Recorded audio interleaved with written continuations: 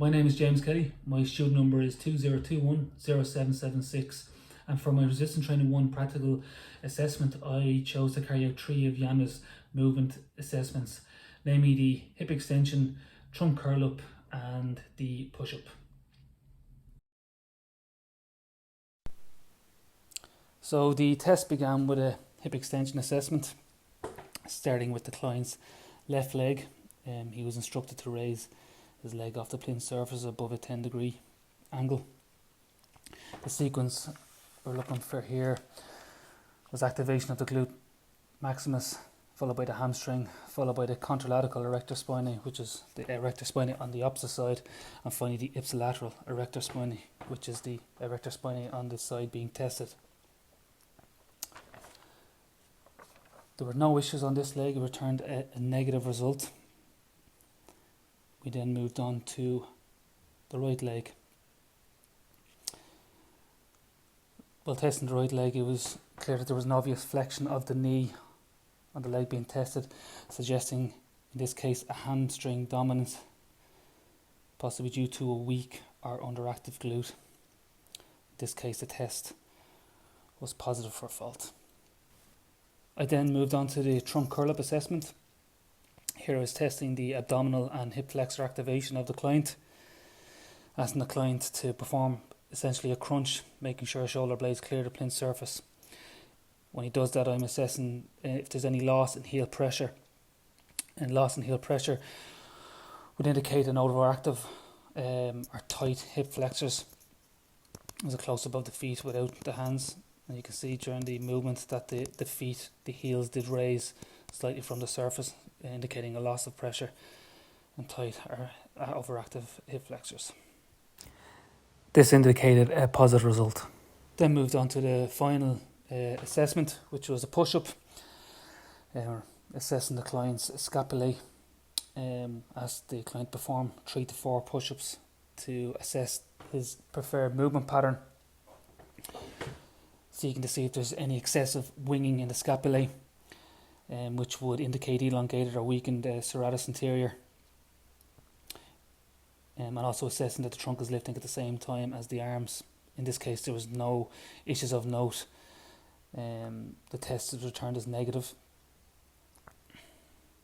So at the end of the 3 assessments I concluded that the subject's right glute was either weak or inactive. There was no issues in relation to the left glute during the hip extension. On the trunk curl up, the hip flexor was found to be either overactive or tight, as shown by the slight raise of the heels when the shoulders cleared the plinth of the surface. And finally, there was nothing of note in relation to the push-up. As a result of the findings, I designed a warm-up using the ramp protocol as prescribed by Jeffries, and a cool down then of 2 exercises to address the issues found in the assessment. So the warm-up began following Jeffries' ramp approach. The initial stage was raising the client's heart rate and body temperature. He was instructed to jog for 30 seconds on the spot in order to get the body warmed up.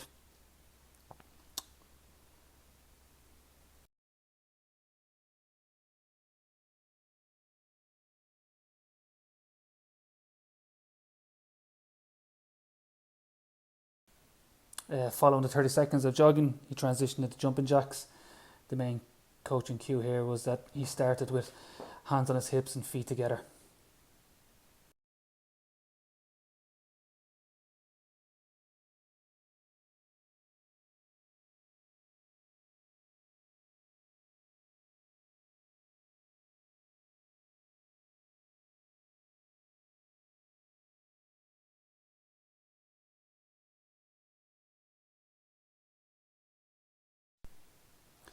He then moved into squat jumps, performing 10 of these.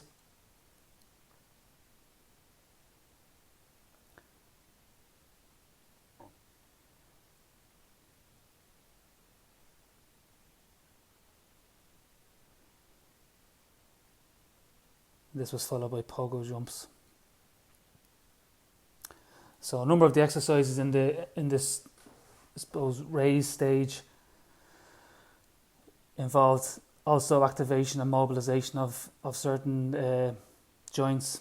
The single leg lateral hops certainly would have focused on activating the glutes, but the main purpose of this stage of the warm-up was simply to warm up the body.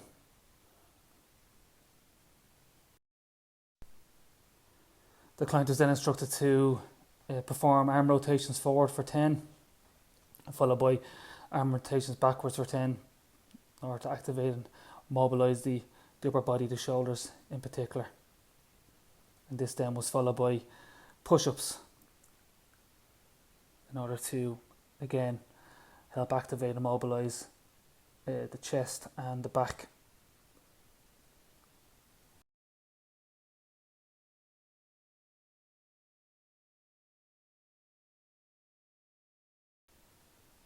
Then moved on to the activation phase of the warm-up.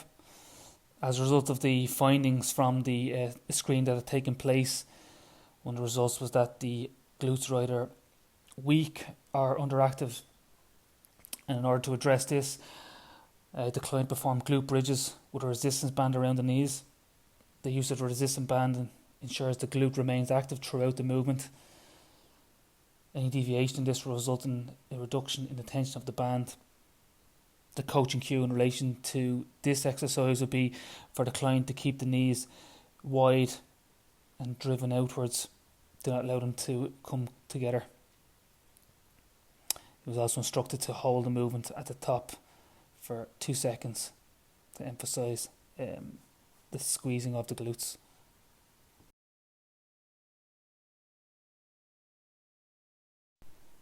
The next stage of the warm-up was the mobilisation stage. For this, I instructed the client to perform the world's greatest stretch. It's a stretch which helps to mobilise the entire body through 2 stages. The first stage focuses on the lower body, the emphasis on the quad and the groin on the front leg, and the emphasis on the hip flexor, glute and hamstring on the back leg. The client was instructed to hold the position for 20 seconds, rocking back and forth slightly to encourage the hip to open up. He was also instructed to straighten the back leg as much as possible to ensure the hip flexor was stretched throughout the exercise.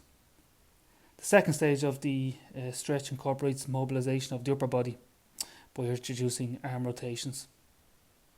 The arm rotations help mobilise the thoracic spine, shoulders and chest. The client was instructed to perform 8 of these.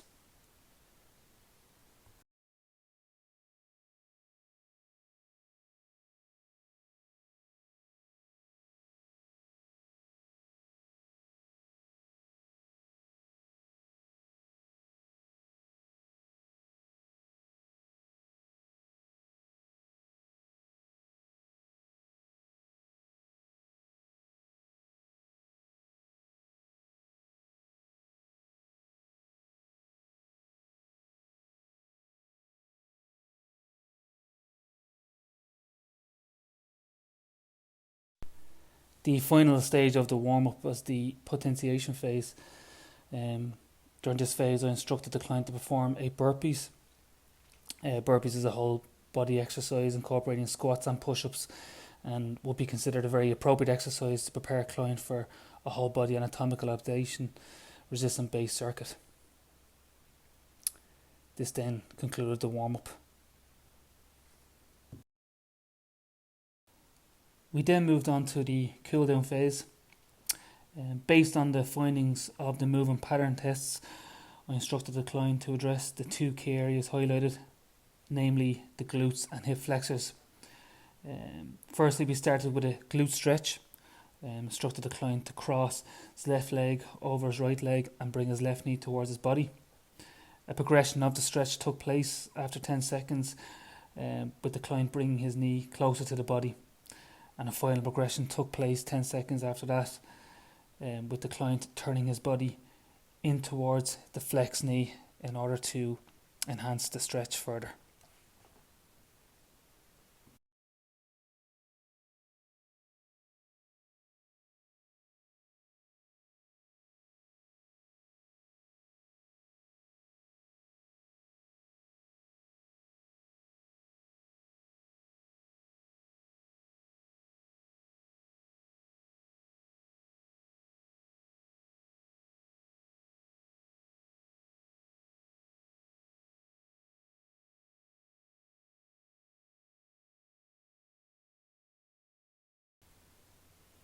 The second and final stretch to be performed by the client was a hip flexor stretch.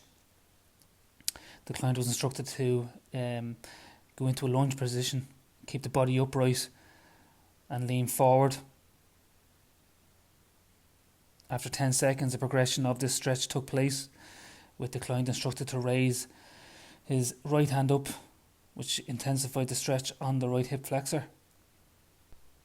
The final progression of this movement was to raise the right foot off the floor and held in the right hand, maintaining an upright body, an upright posture. This further intensifies the stretch on the hip flexor muscle. The client then repeated this exercise on the opposing leg, and this concluded the cool down.